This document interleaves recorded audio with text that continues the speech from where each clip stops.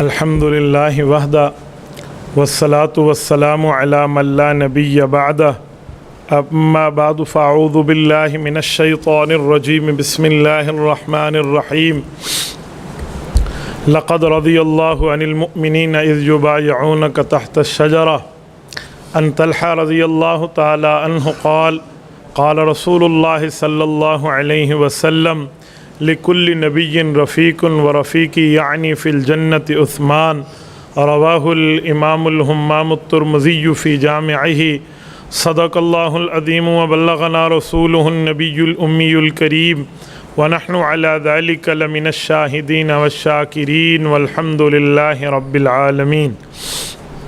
معزز دوستو، آج 15 جولائی 2022 بروز جمعۃ المبارک ہے اور ذوالحجہ کا مہینہ بھی اپنی آب و تاب سے 15 تاریخ پوری کر رہا ہے۔ آج 1443 ہجری کا سال چل رہا ہے اور یہ اس کا آخری مہینہ ہے۔ آج سے پورے 1408 سال پہلے سن 35 ہجری 18 ذوالحج کو حضرت عثمان غنی رضی اللہ تعالیٰ عنہ کی شہادت ہے، اور میری کوشش ہوگی کہ میں آپ کے سامنے حضرت عثمان رضی اللہ تعالیٰ عنہ کے حوالے سے مختصر اور پر اثر چند باتیں عرض کر پاؤں۔ میرا ایک تفصیلی سفر تھا اور میں نے سفر پہ نکلنا تھا۔ ترتیب کے اعتبار سے آج کا جمعہ میں نے یہاں نہیں آنا تھا، بس کل ایمرجنسی میں ہم نے فیصلہ کیا۔ میں نے کہا چلو میں جمعہ کی گفتگو کر کے پھر نکلوں۔ بس آپ توجہ رکھنا، میں چند لمحات آپ کی خدمت میں کچھ باتیں حضرت عثمان غنی رضی اللہ عنہ کے حوالے سے عرض کرنے لگا ہوں۔ میں نے کچھ احادیث اور آثار کو معتبر کتابوں سے جمع کیا ہے۔ سب سے پہلے اگر ہم حضرت عثمان غنی کے نسب کی بات کریں کہ ان کا خاندان اور نسب کیا ہے، تو بنیادی بات میں یہ نسب قریش ہے۔ قریش کے 2 قبیلے مشہور ہیں، ایک بنو امیہ ہے اور ایک بنو قریش ہے، جسے بنو ہاشم بھی کہتے ہیں۔ حضرت عثمان غنی بنو امیہ سے ہیں، بنو ہاشم سے نہیں ہیں۔ حضور پاک صلی اللہ علیہ وسلم بنو ہاشم سے ہیں، بنو امیہ سے نہیں ہیں، لیکن 5ویں دادا پر پہنچ کے حضرت عثمان اور حضرت رسول اللہ کا شجرہ نسب ایک ہو جاتا ہے۔ دوسری بات، حضرت رسول اللہ صلی اللہ علیہ وسلم سے حضرت عثمان غنی کی قریبی رشتہ داریاں بھی ہیں۔ ان میں پہلی اور بنیادی رشتہ داری یہ ہے کہ حضور پاک صلی اللہ علیہ وسلم کی سگی پھوپھی حضرت ام حکیم بیضاء، یہ رسول اللہ صلی اللہ علیہ وسلم کی پھوپھی ہیں اور حضرت عبداللہ حضور کے ابا جان کی بہن ہے۔ یہ حضرت عثمان غنی کی سگی نانی ہے، یعنی حضرت عثمان غنی کی جو والدہ ہیں حضرت عروہ، یہ حضرت عروہ رضی اللہ عنہ کی اماں ہیں۔ تو حضور پاک صلی اللہ علیہ وسلم تو حضرت عثمان غنی کے ماموں لگے، کیونکہ پھوپھی کا جو نواسہ ہوتا ہے تو وہ تو بھانجا ہی لگتا ہے نا۔ تو حضرت عثمان غنی رضی اللہ عنہ اس رشتے میں رسول اللہ کے بھانجے لگتے ہیں اور رسالت مآب علیہ الصلوۃ والسلام حضرت عثمان غنی کے ماموں لگتے ہیں۔ اگر ہم حضرت عثمان غنی رضی اللہ تعالیٰ عنہ کے قبول اسلام کو دیکھیں کہ انہوں نے اسلام کب قبول کیا ہے، تو 6 نمبر پر کلمہ پڑھنے والے مسلمان ہیں۔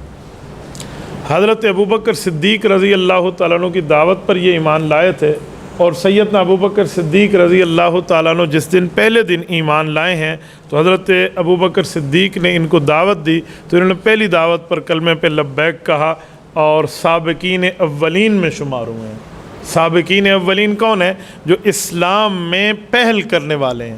قرآن کریم سورۃ نمبر 9 سورۃ توبہ کی آیت نمبر 100 میں 11ویں پارے کے پہلے صفحے پہ اللہ نے سابقین اولین کی تعریف بیان کی ہے، والسابقون الاولون من المہاجرین والانصار والذین اتبعوہم باحسان رضی اللہ عنہم ورضوا عنہ۔ اس آیت میں اللہ سب سے پہلے ایمان لانے والوں کی تعریف اور توصیف بیان کر رہے ہیں۔ اور ایک اعزاز حضرت عثمان غنی کا ایسا ہے جو اعزاز پہلے نہ کسی کو ملا ہے اور نہ اب قیامت تک کسی کو مل سکتا ہے، وہ اعزاز ہے ذوالنورین ہونے کا۔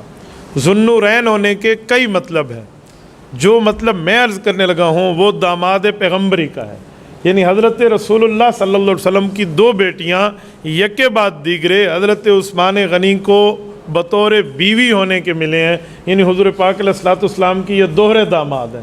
دوہرا داماد ہونا، یہ 1400 سال تو چھوڑو، جب سے کائنات بنی ہے رسول اللہ صلی اللہ علیہ وسلم کے دور تک کسی نبی کے کسی امتی کو یہ فضیلت نہیں ملی، یعنی حضرت آدم سے لے کر رسول اللہ تک، بلکہ رسول اللہ تک کیا کہوں، اب تو میں قیامت تک کہوں کہ قیامت تک نیا نبی مبعوث نہیں ہونا۔ جب نیا نبی مبعوث نہیں ہونا تو ان کی بیٹیاں کسی کے نکاح میں 2 جمع ہو جائیں، یہ ہو کیسے سکتا ہے؟ تو حضرت عثمان غنی کی یہ فضیلت پوری کائنات میں یکتا ہے، پوری کائنات میں اکیلی ہے، یعنی کل قیامت میں اگر اللہ کے دربار میں تمام امتیں موجود ہوں اور یہ اعلان کر دیا جائے کہ وہ خوش نصیب کھڑا ہو جس کی عقد میں ایک نبی کی 2 بیٹیاں ہوں، تو سوائے حضرت عثمان کے اس دھرتی پر کوئی فرد نہیں ہوگا۔ کتنا بڑا اعزاز ہے۔ تو حضرت عثمان غنی رضی اللہ تعالیٰ کو یہ ذو النورین ملا۔ ذو النورین کے 2 مطلب اور بھی ہیں۔ ذو النورین کا ایک معنی یہ ہے کہ حضرت عثمان غنی رضی اللہ تعالیٰ نے اپنی فیملی کے ساتھ ہجرت 2 بار کی ہے، اپنی فیملی کے ساتھ ہجرت 2 بار کرنا یہ حضرت عثمان غنی کا خاصہ ہے۔ ایک مکہ مکرمہ سے ایتھوپیا جسے حبشہ کہتے ہیں، اور ایک حبشہ سے دوبارہ مدینہ منورہ۔ جب حضرت عثمان اپنی بیوی حضرت رسول اللہ کی بیٹی حضرت رقیہ کو لے کر ہجرت کر رہے تھے تو حضور پاک علیہ السلام نے فرمایا ابراہیم علیہ السلام کے بعد کوئی شخص ود فیملی اگر ہجرت کر رہا ہے تو میرا داماد حضرت عثمان اور میری بیٹی ہے۔ اور پھر وہاں سے حبشہ سے مدینہ طیبہ، تو 2 ہجرتوں پر 2 بشارتیں ملی ہیں۔ تو ذو النورین کا ایک مطلب یہ بھی ہے، اور ذو النورین کا ایک تیسرا مطلب بھی ہے، وہ یہ ہے کہ 2 خاص موقعوں پہ حضرت عثمان غنی کو جنت کی بشارت ملی تھی۔ ایک اس وقت جس کو ہم عشرہ مبشرہ کہتے ہیں، عشرہ مبشرہ میں حضرت عثمان کا تیسرا نمبر ہے، جن بندوں کو 10 بندوں کو اکٹھی ایک مجلس میں جنت کی خوشخبری ملی۔ اور ایک موقع جب حضرت عثمان غنی نے اپنا سارا مال پیش کر دیا رسول اللہ صلی اللہ علیہ وسلم کے لیے جنگ تبوک کے موقع پہ، تو 2 موقعوں پر انہیں جنت کی خوشخبری ملی۔ تو ذو النورین 2 نوروں والا، یعنی 2 بشارتوں والا، یہ معنی بھی ہو سکتا ہے۔ اور حضرت عثمان غنی کا ایک اعزاز اور بھی ہے، وہ اعزاز پورے صحابہ کرام میں کسی کے پاس نہیں ہے۔ وہ اعزاز یہ ہے کہ رسول اللہ صلی اللہ علیہ وسلم نے جو خوشخبری عنایت فرمائی کہ خلافت راشدہ کا زمانہ 30 سال رہے گا، جو حدیث پاک ہے، تو اس 30 سال کے خلافت راشدہ کے زمانے میں حضرت عثمان غنی کا سب سے طویل دور خلافت راشدہ ہے۔ سب سے طویل دور زمانہ خلافت کا حضرت عثمان کا ہے۔ حضرت ابوبکر صدیق رضی اللہ عنہ سے شروع ہوا ہے، 2.5 سال ان کا زمانہ، 10 سال حضرت عمر کا، 12 سال کچھ مہینے حضرت عثمان کے، 6 سال حضرت علی المرتضیٰ کے، 5.5 سال اور 6 ماہ امام حسن کے، یہ کل ملا کے 30 سال بنتا ہے۔ تو اس 30 سالوں میں 12.5 سال تک کا زمانہ اکیلے حضرت عثمان غنی کا ہے۔ اور ان کی ایک فضیلت اور بھی ہے، جس وقت یہ خلیفۃ المسلمین امیر المؤمنین جانشین پیغمبر بنے تھے تو ان کی والدہ مکرمہ زندہ تھی، اور ماں نے بیٹے کو امیر المؤمنین بنتے دیکھا ہے۔ جب حضرت ابوبکر بنے، حضرت عمر بنے، یا حضرت علی بنے رضی اللہ عنہ، یا حضرت معاویہ بنے رضی اللہ عنہ، یا حضرت امام حسن بنے رضی اللہ عنہ، ان میں سے کسی کی والدہ مکرمہ اس وقت تک اس دھرتی پہ موجود نہیں تھی کہ اپنے بیٹے کو امیر المؤمنین بنتے وہ اپنی آنکھوں سے دیکھتی۔ یہ حضرت عثمان غنی رضی اللہ عنہ کا خاصہ ہے کہ ان کی اماں جان حضرت عروہ رضی اللہ عنہ موجود تھیں، اور ان نے اپنی آنکھوں سے حضرت عثمان غنی کے سر پہ تاج سلطانی کو سجتے دیکھا تھا۔ حضرت عثمان غنی رضی اللہ عنہ کے فضائل کی اگر بات کریں تو انہیں جنت کی بشارتیں کئی مواقع پہ ملی ہیں۔ میں صحیح بخاری سے حضرت ابو موسیٰ عشری، جن کا اصل نام حضرت عبداللہ بن قیس ہے رضی اللہ عنہ، ان کے حوالے سے ایک حدیث پاک نقل کرنے لگا ہوں۔ وہ کہتے ہیں میں گھر سے ایک دن وضو کر کے اس لیے نکلا کہ آج پورا دن رسول اللہ کی خدمت میں گزاروں گا، رسالت امام علیہ السلام کی جو خدمت ہوگی وہ کروں گا، اور پورا دن میں کوئی نہ کوئی اعزاز مجھے بھی مل جائے گا۔ کہتے ہیں میں گھر سے آیا مسجد نبوی، حضور پاک علیہ السلام تیار ٹھہرے تھے ایک باغ میں ایک شخص کے پاس جانے کے لیے، تو آپ علیہ السلام وہاں جان لگے، میں بھی ساتھ ہو لیا۔ ایک باغ میں اللہ کے رسول گئے، وہاں رسول اللہ صلی اللہ علیہ وسلم نے وضو تازہ فرمایا، اور اس کے بعد ایک کنویں کے ساتھ بیٹھے جہاں خوبصورت سی بیل بوٹیاں لگی ہوئی تھی، بئر عریس۔ یہ بئر عریس ایک مدینہ منورہ کا مشہور ترین کنواں ہے۔ اللہ تعالیٰ آپ کو مدینہ طیبہ لے جائے، جب آپ مسجد قباء تشریف لے جائیں گے، مسجد قباء سے باہر نکلیں، آج کل فوارے لگے ہوئے ہیں، یہ جگہ بئر عریس کی ہے، اس جگہ کنواں ہوا کرتا تھا۔ تو رسالت امام علیہ السلام یہاں تشریف لائے، اور حضور اقدس صلی اللہ علیہ وسلم اس جو ہے نا خوبصورت سے گارڈن میں جو ایک قسم کا باغیچہ بنا ہوا تھا، اپنی پنڈلیوں سے کپڑا اوپر کیا اور اپنی پنڈلیوں مبارک کو اس کنویں میں لٹکایا اور آپ علیہ السلام بیٹھ گئے. یعنی ایک فرحت والی ترتیب پر اور ایک مسرت والی ترتیب پر اور ایک خوشی، جیسے بندہ ایک اچھے موقع کو انجوائے کرتا ہے. حضور پاک علیہ السلام ایسے بیٹھے، کہتے میں بطور پہرہ دار باہر ٹھہر گیا. اتنے میں حضرت ابوبکر صدیق آئے اور مجھے کہا میں آپ علیہ السلام کے پاس جانا چاہتا ہوں. انہیں پتہ نہیں کس حساب سے پتہ چل گیا تھا، حالانکہ یہ کوئی طے شدہ ملاقات نہیں تھی. یہاں 3 صحابہ مختلف وقتوں میں آئے ہیں جو اتفاقی طور پہ آئے ہیں. حضرت ابو موسیٰ اشعری نے کہا کہ میں پوچھ لیتا ہوں اللہ کے رسول سے کہ آپ کو اجازت ہے؟ کہ جی پوچھ لیں. یہ کہتے میں نے پوچھا تو حضور پاک علیہ السلام نے فرمایا ابو بکر کو اجازت بھی ہے اور اسے جنت کی خوشخبری بھی دے دو. وہ بھی آئے آپ علیہ السلام کے ساتھ اسی طرح کنویں میں وہ اپنی پنڈلیاں لٹکا کر بیٹھ گئے اور باتیں شروع. کہتے میں پھر پہرے پر. پھر حضرت عمر آئے، کہتے میں دل میں کہہ رہا تھا اللہ اگر ایسے آنے والے کو جنت کی خوشخبریاں ملتی ہیں تو میرا بھائی، میرا کوئی رشتہ دار، میرا کوئی خاندان کا بندہ وہ بھی تو آ جائے نا، اسے بھی جنت کی خوشخبری ملے.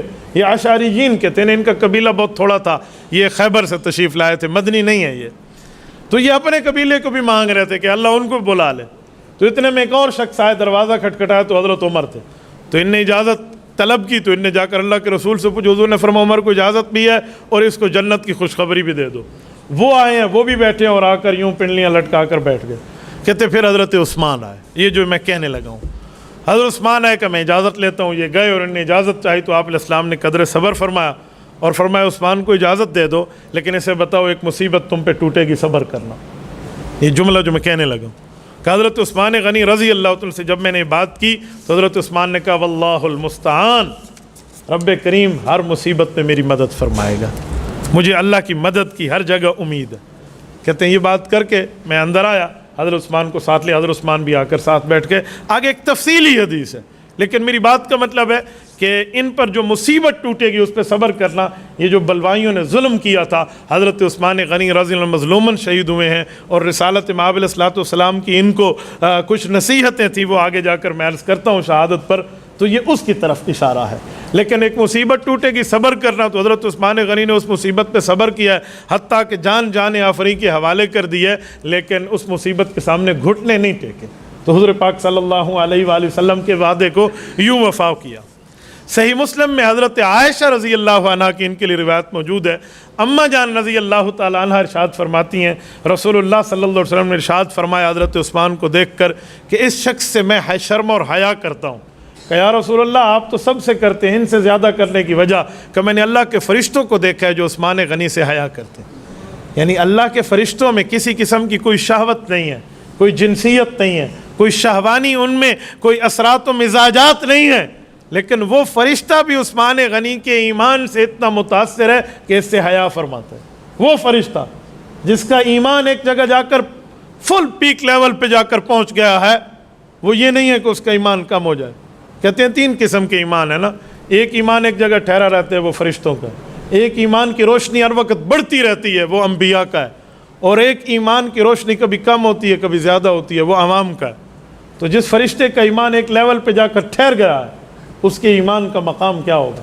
اور وہ فرشتے ایک نہیں، پورا گروپ حضرت عثمان غنی رضی اللہ عنہ سے حیا کرتے ہیں. تو حضور نے فرمایا عائشہ اس لیے مجھے بھی حضرت عثمان غنی سے حیا آتی ہے. میرے دوستو صحیح بخاری میں ایک حدیث پاک موجود ہے. حضرت انس رضی اللہ عنہ فرماتے ہیں رسالت مآب علیہ الصلوۃ والسلام حضرت ابوبکر، حضرت عمر، حضرت عثمان رضی اللہ عنہم، یہ 4 افراد پہنچے احد پہاڑ پر. کہتے ہیں احد پہاڑ خوشی سے جھومنے لگا، کیونکہ حدیث پاک میں کہ حضور پاک نے فرمایا احد مجھ سے اور میں احد سے پیار کرتا ہوں. تو جو احد پر حضرت رسول اللہ آئے تو وہ خوشی سے ہلنے لگا احد پہاڑ. تو حضور پاک صلی اللہ علیہ وسلم اپنے پاؤں مبارک کو یوں پیار کے ساتھ ایسے زمین پر مارا ایسے اور فرمایا اسبت احدن، اے احد ٹھہر جا، فإن علیک نبی و صدیق و شہیدان. کہ احد کیوں ہلتا ہے؟ تجھے نہیں پتہ ہلنے سے بندوں کو تکلیف ہوتی ہے. تیرے اوپر ایک امام الانبیاء ہے اور ایک اس امت کا صدیق ہے اور اس جگہ 2 شہید بھی ٹھہرے ہوئے ہیں. تو احد رک گیا. اب بندے 4 ہیں. حضرت انس فرماتے ہیں امام الانبیاء تو رسول اللہ ہیں، صدیق ابو بکر ہے جس کو قرآن نے 24ویں پارے کے پہلے صفحے پہ والذی جاء بالصدق وصدق بہ اولئک هم المتقون کی سرٹیفکیٹ دی ہے۔ پیچھے 2 شہید ہیں، ایک حضرت عمر اور ایک حضرت عثمان ہے، یعنی حضرت عثمان غنی کو شہادت کی بشارت حضرت رسول اللہ صلی اللہ علیہ وسلم نے ان کی زندگی مبارک میں اشاروں سے دے دی تھی۔ حضرت عثمان رضی اللہ عنہ سے رسول اللہ کا پیار ہے۔ جامع ترمذی میں امام ترمذی رحمہ اللہ حضرت جابر کی روایت لائے ہیں۔ حضرت جابر فرماتے ہیں رسالت مآب الاسلام ایک جنازے پر آئے، چہرہ دیکھ کر واپس ہٹ گئے۔ فرمایا آپ جنازہ نہیں پڑھتے؟ فرمایا جی نہیں۔ انہ کان یبغض عثمان فابغضہ اللہ، یہ عثمان سے نفرت کرتا تھا، رب اس سے نفرت کرتا ہے، اللہ جس سے نفرت کرے میں اس کا جنازہ نہیں پڑھتا۔ یہ حدیث پاک جامع ترمذی جلد 2 ابواب المناقب حضرت عثمان غنی رضی اللہ تعالیٰ کے حوالے سے حضرت جابر کی امام ترمذی رحمہ اللہ لائے ہیں۔ تو آپ اندازہ لگا لیں کہ حضرت عثمان غنی رضی اللہ تعالیٰ کی محبت رسول اللہ کے دل میں کتنی ہے۔ حضور پاک کے دل میں حضرت عثمان کا مقام مرتبہ اور حضرت عثمان غنی کا رتبہ اور حضرت عثمان غنی کا شرف رسالت مآب علیہ الصلوۃ والسلام کے دل اقدس میں کتنا ہے، یہ آپ علیہ الصلوۃ والسلام نے فرمایا۔ اور اس بنیاد پہ میں ایک جملہ کہتا ہوں، یہ جو ہم لوگ کہتے ہیں نا کہ کوئی بد عقیدہ دنیا سے چلا جائے جس کا عقیدہ کفریہ ہو، شرکیہ ہو اور بدعت مکفرہ تک پہنچا ہوا ہو، ہم اس کے لیے کہتے ہیں جی مر گیا تو سب کچھ ختم ہو گیا، بس اب چھوڑ دیں۔ کافر کے لیے بندہ رحمت کے الفاظ بولنا بھی شروع کر دیتے اللہ مغفرت کرے، حالانکہ قرآن نے کافر و مشرک کے لیے رحمت کے الفاظ نہیں کہے۔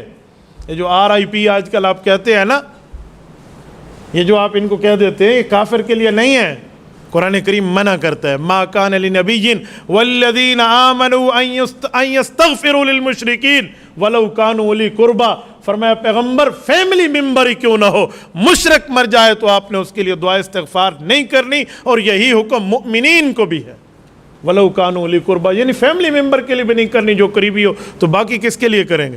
تو کسی کافر و مشرک کے لیے جس کا عقیدہ کفر کی حد تک، شرک کی حد تک پہنچا ہوا، اس کے لیے مغفرت نہیں ہے۔ مغفرت ہے تو کلمہ گو کے لیے، مسلمان۔ ہاں کوئی ذاتی لڑائی ہے تو 100 دفعہ رحمۃ اللہ علیہ ہم اسے کہیں گے مرنے کے بعد، ذاتی لڑائیوں کی ہم قائل نہیں ہیں۔ ذاتی لڑائی تو کوئی لڑائی ہو کی ویلیو ہی نہیں رکھتی، لیکن جہاں مذہب کی بات ہو، ایمان کی، اسلام کی، دین کی، شریعت کی بات ہو، وہاں پر اپنے ذاتی جذبات نہیں چلا کرتے، وہاں پر اللہ اور اللہ کے رسول کا معاملہ چلتا ہے۔ اب مرنے کے بعد رسول اللہ اس شخص کا جنازہ نہیں پڑھ رہے جو حضرت عثمان غنی کا بغض اپنے دل میں لے کر مر گیا ہے، تو ہمیں فیصلہ کر لینا چاہیے کہ جس شخص کے دل میں پیغمبر کے صحابہ کا بغض ہو، یا جس شخص کے دل میں پیغمبر کی اہل بیت کا بغض ہو، ہم بھی بطور رسول اللہ صلی اللہ علیہ وسلم کے طریقے کے اس کے جنازے نہ پڑھیں۔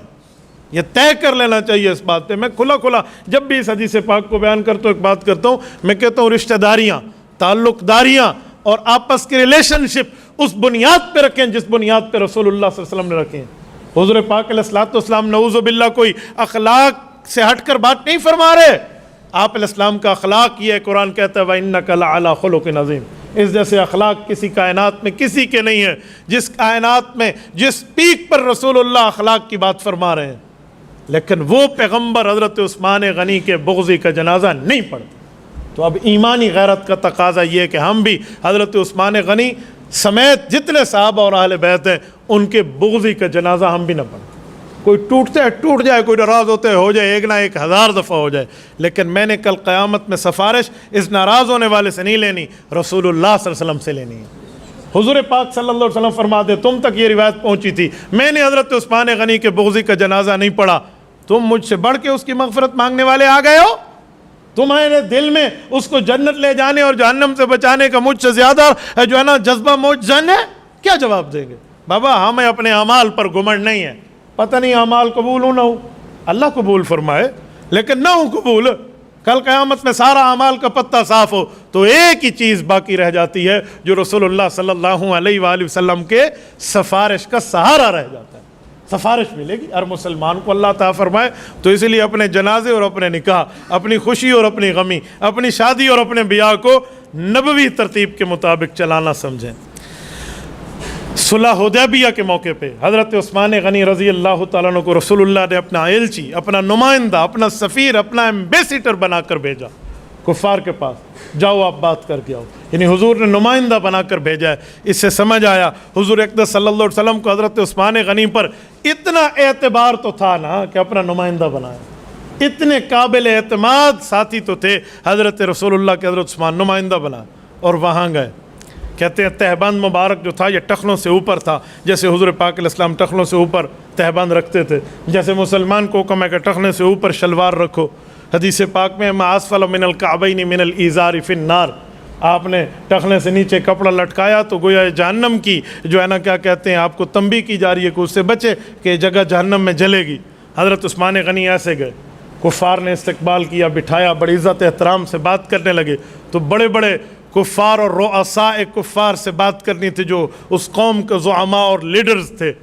حضرت عثمان کو کہا کہ آپ اپنے ٹخنوں کو چھپا لیں، آپ گویا کہ اس زمانے کے پانچے، یعنی آپ اپنے تہبند کو ٹخنوں سے نیچے کر لیں. یہاں بڑے بڑے لوگ، میں دوسرے لفظوں میں کہوں یہاں برگر فیملیز بیٹھی ہیں، یہاں معاشرے کے کریم بیٹھے ہیں اور یہ ہائی لیول کے لوگ ہیں، ان کے سامنے یوں اچھا نہیں لگے گا. حضرت عثمان غنی رضی اللہ عنہ کو ایک عجیب جملہ لگا. حضرت عثمان فرمانے لگے کیا سا جملہ مجھے کہہ رہے ہو؟ میں اپنے نبی کے طریقے پہ رکھے ہوئے ہوں، کوئی اپنی ذات کی معاملات کی بات نہیں ہے کہ مجھے پسند ہے ادھر، بس مجھے وہی پسند ہے جو حضور کو پسند ہے. رسول اللہ نے ایسے رکھا ہے، میں ایسے رکھوں گا. کرنی ہے بات کرو، نہیں تو ہماری تلوار ہے، تم سے فیصلہ کریں گے. یعنی ایسا دلیرانہ جواب دیا کہ دوسرے کو جرت ہی نہ ہوئی کہ سنت رسول کے خلاف بات کرے.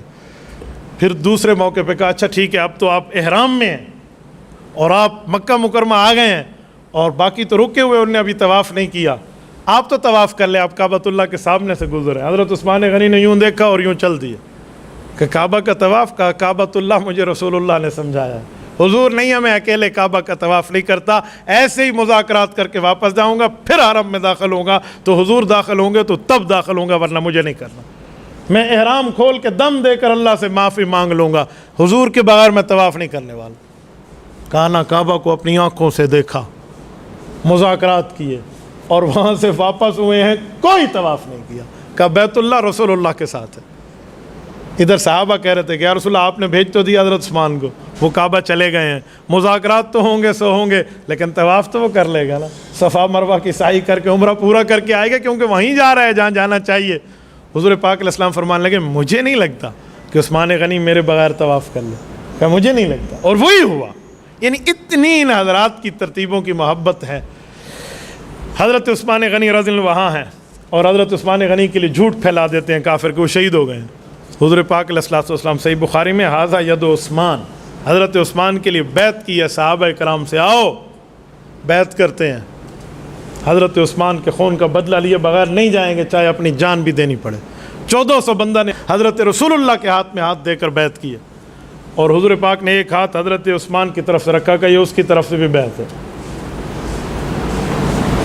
یہ اس کی طرف سے بھی بیعت ہے. اس پہ حضرت عثمان غنی فرمایا کرتے تھے میں وہ شخص ہوں، حضور پاک نے اپنے ہاتھ کو میرا ہاتھ قرار دیا ہے. اپنی فضیلت کے طور پہ بیان فرمایا کرتے تھے کہ اللہ نے مجھے یہ اعزاز دیا. جب حضور نے ہاتھ رکھا نا تو قرآن کریم کی آیت ہے ید اللہ فوق ایدیہم، رب نے فرمایا اگر ایک ہاتھ ان صحابہ کا مصطفیٰ کے ہاتھ پہ ہے تو ایک ہاتھ میرا، یعنی دوسرا ہاتھ خدا کے ہاتھ میں. صحابہ کرام وہ جماعت ہے جن کا ایک ہاتھ خدا ایک ہاتھ مصطفیٰ کے ہاتھ میں ہے.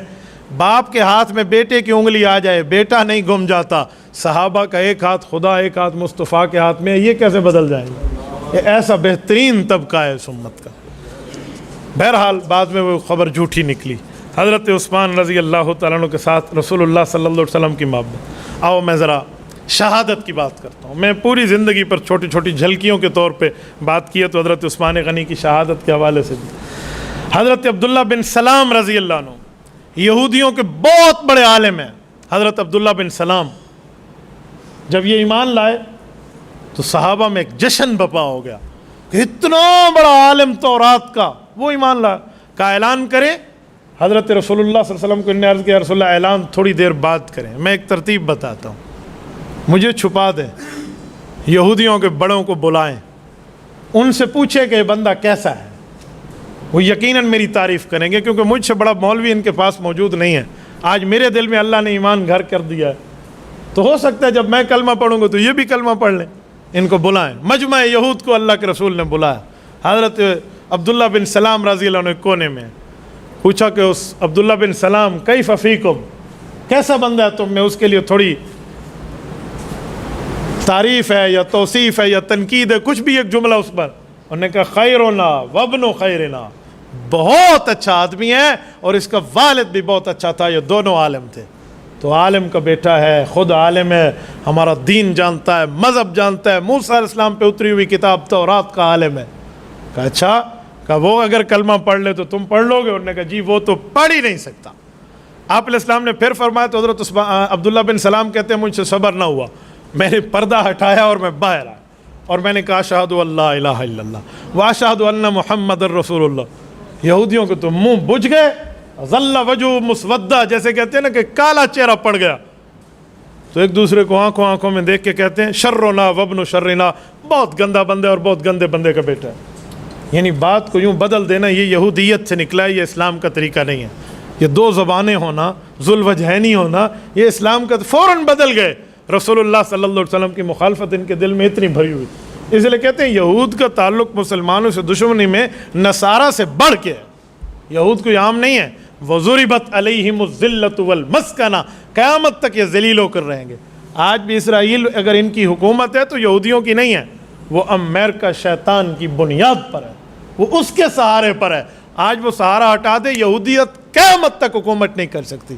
قرآن کا اعلان ہے وَضُرِبَتْ عَلَيْهِمُ الذِّلَّةُ وَالْمَسْكَنَةُ، کسی قسم کی ان کو عزت قیامت تک جو ہے نا کیا کہتے ہیں وہ ان کو آ نہیں سکتی۔ تو یہ کسی کے سہارے ٹھہرے ہوئے ہیں، ایسے نہیں ٹھہر سکتے۔ یہ حضرت عبداللہ بن سلام رضی اللہ عنہ فرماتے ہیں سیدنا عثمان غنی کے پاس آیا، آپ کو سلام کیا شہادت کے دنوں کی بات۔ تو حضرت عثمان غنی نے فرمایا میں نے رات خواب دیکھا ہے، یہ شہادت والی رات سے ایک رات پہلے۔ رسول اللہ صلی اللہ علیہ وسلم نے مجھ سے پوچھا تمہیں محصور کر دیا گیا؟ جی ہاں یا رسول اللہ۔ پوچھا ان لوگوں نے تمہیں پیاسا بھی رکھا؟ میں نے کہا جی ہاں یا رسول اللہ۔ کتنے دنوں سے ان نے پیاسا رکھا ہوا ہے؟ تو آپ علیہ الصلوۃ والسلام نے ایک ڈول لٹکایا اور کہا اس سے پانی پی لو۔ بعض روایات میں 39 دن کے پیاس تھا، بعض نے 40 لکھا ہے۔ تو کہا حضور پاک علیہ السلام نے خواب میں ڈول دیا، میں بھی خواب میں ہوں اور اپنی حالت بیان کر رہا ہوں۔ کہ میں نے آپ علیہ السلام کے اس ڈول مبارک سے پانی پینا شروع کیا تو میں نے پانی اتنا پیا اتنا پیا اتنا پیا کہ اپنے سینے تک اس پانی کی ٹھنڈک محسوس کی۔ حضور پاک صلی اللہ علیہ وسلم نے فرمایا اللہ تجھے دشمنوں پر فتح نصیب کرے، کل کی افطاری میرے ساتھ آ کر کرنا۔ اور یہاں بعض روایات میں ہے حضرت عثمان کو حضور نے پہلے بھی یہ جملہ فرمایا تھا لعل اللہ یکمسک قمیصا فإن أرادك المنافقون أن تخلع فلا تخلع لهم۔ ابن عساکر میں امام ابن عساکر نے نقل کیا کہ عثمان اللہ تجھے عزت کی خلافت کی قمیض پہنائے گا، اگر کچھ بے ایمان لوگ اسے اتارنا چاہیں تو ان کی خاطر نہ اتارنا، یہاں تک کہ تیری ملاقات ہم سے ہو جائے، یعنی روحوں کی ملاقات اور رسالت امام علیہ السلام کی۔ حضرت عثمان غنی رضی اللہ عنہ فرماتے حضرت عبداللہ بن سلام کو اب مجھے کسی قسم کی ان کی پانی دینے نہ دینے کی کوئی تکلیف نہیں ہے، میری ساری تکلیف رسول اللہ کے خواب کے پانی پینے کی وجہ سے ظاہر میں بھی ٹھیک ہو گئی۔ سیدنا عثمان غنی رضی اللہ عنہ کے گھر کا یہ 40 دن تک محاصرہ رہا اور اس دوران کوئی بندہ کوئی چیز اندر نہیں بھیج سکتا تھا۔ صحابہ اکرام تلوار نکالتے ان سے لڑنے کے لیے تو حضرت عثمان منع کر دیتے کہ مجھے امیر المؤمنین مانتے ہو، میری ذات کی خاطر مدینہ میں خون نہ بہے، حضور کو کیا منہ دکھاؤں گا؟ اللہ کے رسول فرمائے اپنی ذات کی خاطر تو نے مدینہ میں دوسرے کا خون بہا دیا، حالانکہ مدینہ میں کسی بے ایمان کا خون بہانا جائز تھا۔ کیوں؟ وہ امیر المؤمنین وقت پہ حملہ کر رہا ہے، کوئی ذات پر حملہ نہیں کر رہا تھا، لیکن حضرت عثمان غنی کا تقویٰ تھا کہ حضور نے مجھے صبر فرمایا تھا نہیں لڑنا۔ حضرت علی المرتضیٰ نکل کے آئے، امام حسن نکل کے آئے، باقی صحابہ تلواریں لائے، فرمایا اگر بیعت مجھ سے ہے، محبت مجھ سے ہے، امیر المؤمنین مجھے مانتے ہو، رکھ دو تلواریں نیام۔ یعنی انہیں صحابہ نے روتے ہوئے تلواریں نیام میں رکھی ہیں کہ دشمن دندناتا پھر رہا اور امیر المؤمنین منع کر رہے۔ اس لیے کہتے ہیں جہاد مشکل نہیں ہے، جہاد میں اطاعت امیر مشکل ہے، لیکن ان حضرات نے بڑی ہی درد دل اور دکھ کے ساتھ کوئی تلوار استعمال نہیں، انہوں نے نہیں استعمال ہونے دی۔ حضرت علی المرتضیٰ رضی اللہ تعالیٰ نے ایک مٹکا پانی کا بھجوایا تھا، ان نے تیر مار کے اس کو توڑ دیا۔ تو حضرت عثمان غنی رضی اللہ عنہ کے گھر میں حضرت علی نے اپنی پگڑی لٹکا کے کہا کہ عثمان پھر میری شکایت نہ کرنا اللہ کے دربار میں نے اپنا سارا تگ و دو کا کام پورا کر لیا جتنا میرے تھا، یہ آپ کا حکم ہے کہ ان سے لڑو نہیں، ورنہ یہ میری پگڑی سے آپ دیکھ لیں کہ ہم نے ابھی تک آپ کے لیے کیا سے کیا نہیں کی۔ حضرت حفصہ رضی اللہ عنہ حضور پاک علیہ الصلوۃ والسلام کی گھر والی، حضرت صفیہ رضی اللہ عنہ، حضرت حبیبہ رضی اللہ، ان سب نے جو بھجوایا تھا وہ نہ پہنچ سکا، وہ بلوائی ٹھہرے ہوتے اور حضرت عثمان کا صبر تھا۔ آخر ان ظالموں نے حضرت عثمان غنی رضی اللہ عنہ کو شہید کیا ہے۔ یہ 18 ذوالحج بنتا ہے اور سن 35 ہجری ہے اور جمعے کا دن ہے، اور عصر کی نماز کا وقت ہے. حضرت عثمان غنی رضی اللہ عنہ کو شہید کیا گیا ہے اور شہادت میں کپڑے خون آلود ہیں، اور قرآن کریم پڑھ رہے تھے فَسَيَكْفِيكَهُمُ اللَّهُ وَهُوَ السَّمِيعُ الْعَلِيمُ. یہ پہلے پارے کے آخری صفحے کی آیت ہے، سورۃ بقرہ کی پہلے پارے میں آخری صفحے کی آیت ہے. اس جگہ پہ ان کا خون جا کر گرا.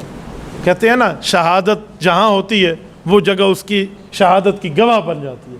حضرت عثمان غنی کی مظلومانہ شہادت کا گواہ اللہ کا قرآن ہے. کل قیامت پہ قرآن کریم کھولا جائے گا نا تو حضرت عثمان غنی رضی اللہ تعالیٰ کی شہادت کی بات وہاں سے بطور دلیل اور بطور گواہی آئے گی. تو یہاں حضرت عثمان غنی کی شہادت ہے. اور حضرت عثمان غنی شہید ہیں. اس وقت مدینہ منورہ میں بندے بہت کم تھے، سارے حج پر گئے ہوئے تھے. 18 ذوالحج تھا، تبھی تو ظالموں نے یہی دن مقرر کیا تھا. اور کوئی 18 سے 40 کے لگ بھگ مسلمان ہیں جن نے جنازہ پڑھا ہے، باقی حضرات تو سارے حج پہ تھے. اور حضرت عثمان غنی کو اسی کپڑوں میں دفن کیا گیا ہے جن کپڑوں میں شہید ہوئے ہیں، کیونکہ شہید کا کپڑا نہیں بدلا جاتا، وہ اسی کپڑوں کے ساتھ دفن ہوتا ہے. دعا فرمائے رب کریم حضرت عثمان غنی کی قبر پہ کروڑوں اربوں رحمتیں نازل فرمائے. یہ جنت البقیع میں سب سے اونچی قبر اس وقت جو موجود ہے وہ حضرت عثمان غنی کی. اللہ آپ کو لے جائے تو دور سے ہی آپ اندازہ لگا لیں گے رسول اللہ کے قدموں کی طرف ہے، لیکن تھوڑا سا جنت البقیع کا فاصلہ لے کر پرانی جنت البقیع جو تھی اس جگہ میں ہے. تو میری دعا ہے رب کریم ان کی قبر پہ کروڑوں اربوں رحمت نازل فرمائے. اللہ ہم سب کو حضرت عثمان غنی کا حیات عطا فرمائے. اللہ ہمارے ملک میں بھی عثمانی خلافت کو نافذ فرمائے، یعنی حضرت عثمان غنی رضی اللہ تعالیٰ عنہ کے امن اور عدل کا نفاذ اللہ فرمائے. اقول قولی ھذا واستغفر اللہ وآخر دعوانا ان الحمد للہ رب العالمین.